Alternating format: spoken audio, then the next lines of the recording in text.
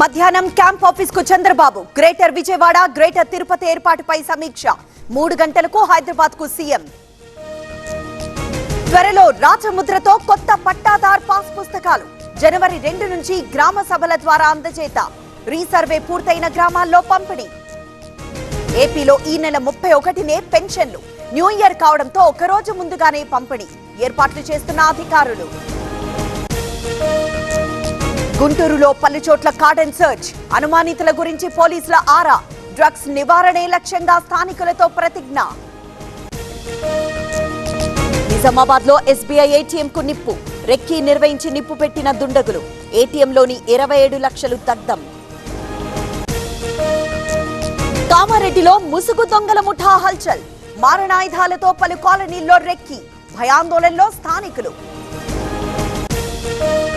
శ్రీశైలం క్షేత్రంలో పెరిగిన రద్దీ వరుస సెలవులతో భారీగా తరలివచ్చిన భక్తులు ఆర్జితాభిషేకాలు కుంకుమార్చనలు నిలుపుదల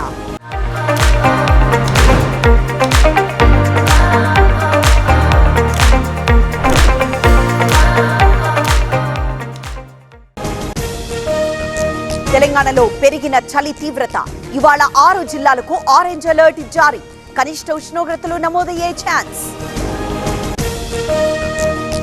పాడేరు ఏజెన్సీలో చలి తీవ్రత దట్టంగా అలుముకున్న పొగమంచు క్రమంగా పడిపోతోన్న ఉష్ణోగ్రతలు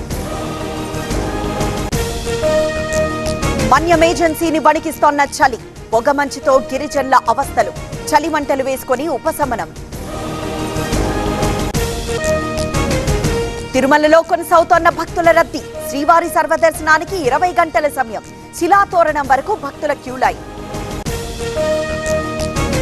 మారేడుమిల్లిలో పోలీసుల కుంబింగ్ మందు పాత్రలు పెట్టినట్లు సమాచారం వెలికి తీసేందుకు పోలీసుల యత్నం